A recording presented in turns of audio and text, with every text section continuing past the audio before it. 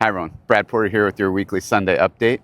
Hey, I'm here in Cedar Falls, Iowa. It is a lovely 12 degrees outside. But this is kind of a unique spot, a special spot for me. So, this building behind me is the site of my first fulfillment operation tour.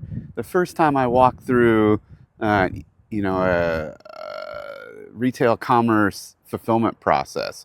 So the backstory here is my great grandfather uh, put up a portrait studio in Cedar Falls, Iowa in the 1920s. Entrepreneur. And my grandfather, after World War II, took over the camera store.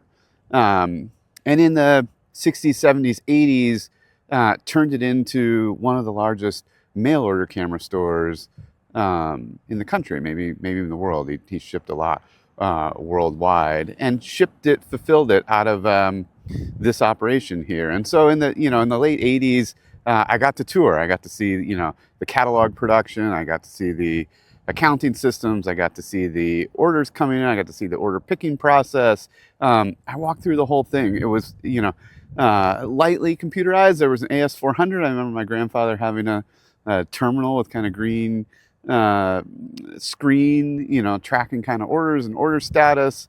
When I went to Amazon, I was the e-commerce platform architect for a number of years. And we were struggling with some challenges around accounting and catalogs and order management. And I remembered this tour, and I remembered how all this was done with enlargers and photo sheets and catalogs and literal file cabinets, and orders that were written on documents and picking sheets that were line item printed out on a dot matrix printer. And so it was an interesting analogy to go back to some of those primitives of how did we do all this with paper, and then how do we scale that digitally.